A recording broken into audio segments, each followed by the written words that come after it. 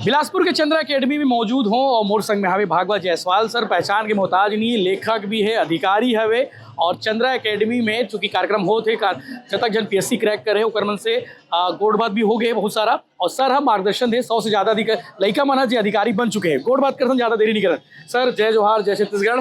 जय जय जय जय भैया। 100 से ज़्यादा लड़का मन से मुलाकात करो जो मन अधिकारी बन गए है। कैसे लगी शतक जन से मिल के? वो भी सब गाँव घरी किसान मजदूर के लड़का हरे सब बना। अरे बस अपन पुराना दिन याद आ गए जब हम कबू सेलेक्ट हो रहे हैं 10 साल पहले 12 साल पहले। और ऐसे ही एक ग्रुप था, वो भी एक सामान्य परिवार से, एक नॉर्मल गांव से, गलियों से आए हुए लोग थे। आज भी यहाँ पर ज़्यादातर लोग को देखा, मैं उनके रील्स भी देखा था सोशल मीडिया के माध्यम से। कितने मतलब एक वंचित गाँव से, मतलब ऐसे गाँव जहाँ से हम उम्मीद नहीं कर सकते कि वहाँ शिक्षा की वो उजाला पहुँची रही होगी, आज वहाँ से निकलकर बिलासपुर के इस माहौल में, स्पेशली चंद्रा सर जो उनको गाइडेंस करते हैं, या यहाँ पर जो माहौल है बिलासपुर में गांधी चौक के आसपास, उस माहौल के वो एक जननी है। और उस माहौल के वजह से आज इतनी अच्छी कार्यक्रम का जो है आयोजन हुआ है। और लगभग 100 से ऊपर अधिकारी इस कार्यक्रम में आए हुए थे। काफ़ी अच्छा था, बहुत सारे इंटरेक्शन हुआ, कुछ मार्गदर्शन, प्रशासनिक मार्गदर्शन भी दिया जो मैं उनको एक बड़े भाई के रूप में जो दे सकता हूँ। कोशिश ये रहेगी कि इसी प्रकार से बिलासपुर का माहौल बना रहे, इस प्रकार से आते रहे, मिलते रहे। सर आपसे जब कोई एस्पिरेंट मिलता होगा तो पहला सवाल क्या रहता होगा? चूंकि आप भी क्रैक कर गए हो, यहाँ पे पहुँचे हो, क्या रहता है कॉमन सवाल? एस्पिरेंट की उम्र के ऊपर डिपेंड करता है। पहले साल का एक्सपीरियंट रहता है तो अलग प्रश्न रहता है, तीसरे साल का एक्सपीरियंट रहता है तो उसका अलग प्रश्न रहता है। लेकिन हाँ, एक कॉमन प्रश्न रहता है कि कैसे करें। निरंतरता और जो समर्पण होता है, सिर्फ और सिर्फ वो 2 चीज़ों में अगर वो टिका रहे तो डेफिनेटली वो सफलता प्राप्त करेगा।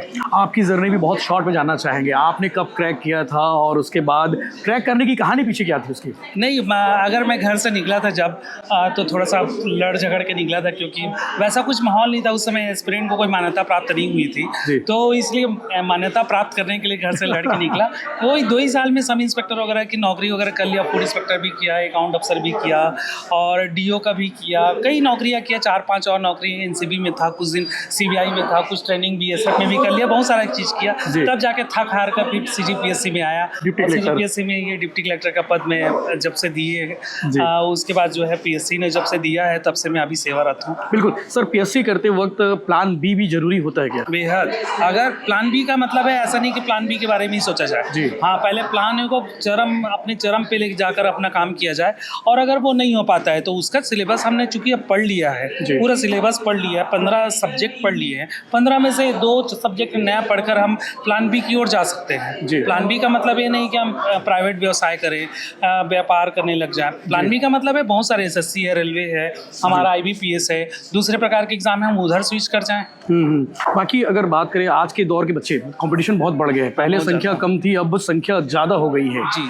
क्या कहेंगे? पोस्ट कम है, संख्या ज़्यादा है, पेशेंस और डेडिकेशन क्या कहेंगे? ये भैया मैं एक चीज़ निश्चित रूप से बोलना चाहूँगा कि हर एक जो शासकीय सेवा का पद होता है अनुपातिक रूप से होता है। जनसंख्या के अनुपात में जो पहले हुआ करते थे जितने शासकीय सेवक, उसकी तुलना में आज अनुपात ज़्यादा है। अच्छा, ज़्यादा है? बिल्कुल ज़्यादा है। हमारे पास अपॉर्चुनिटी बहुत सारे हैं। सीजीपीएससी व्यापम के अलावा एसएससी, रेलवे और आईबीपीएस वगैरह है, यूपीएससी भी है। हम उसको भी ऑप्ट करें। छत्तीसगढ़ का प्रतिनिधित्व तो वहाँ पर बहुत कम है। हम कोशिश करना चाहिए कि सेंट्रल गवर्नमेंट में मोर देन छत्तीसगढ़ के लोग जो है एस्पिरेंट लोग उस तैयारी कर वहाँ क्रैक करें। बिल्कुल, आपकी किताब काफ़ी महत्वपूर्ण होती है बच्चों के लिए, स्पेशली जो सीजीपीएससी कर रहे हैं या फिर कॉम्पिटिटिव एग्जाम की तैयारी करी।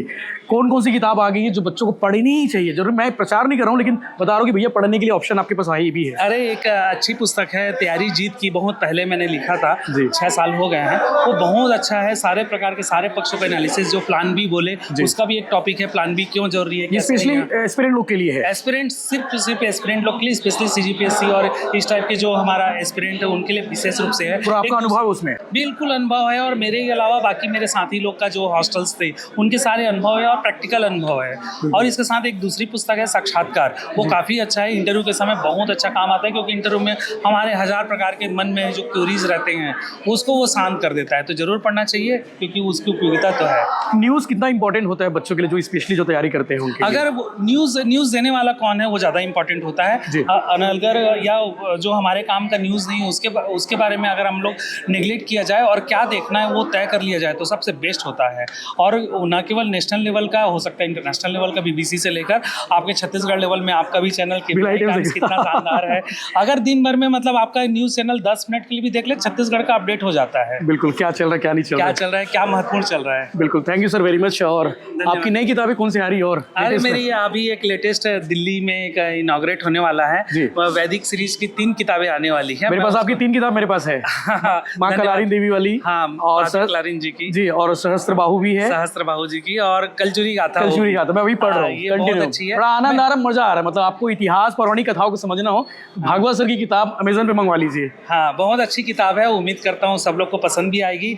एक वैदिक सीरीज आने वाली, दशराग युद्ध से लेकर इंद्र के ऊपर, विश्वामित्र जी के ऊपर, इस बहुत अच्छा रिसर्च बेस और अच्छी रचनात्मक कहानी के साथ में प्रस्तुत है। उम्मीद करता हूँ लोगों को पसंद आएगी। आध्यात्मिक किताबें सर खूब लिखते हैं, इसके पीछे कहानी क्या है? नहीं, मैं आध्यात्मिक नहीं, इतिहास को अध्यात्म से जोड़ने वाली पुस्तकें लिखता हूँ। जरूरी आज की जनरेशन के लिए। मेरा मतलब प्योर आध्यात्मिक नहीं रहती। अध्यात्म में इतिहास के जो पन्ने छुपे हुए हैं उसको उभारते हुए एक अच्छी रोचक कहानी के रूप में प्रस्तुत करूँ, ताकि लोग बाग उसको एक जीवन कथा मान सके।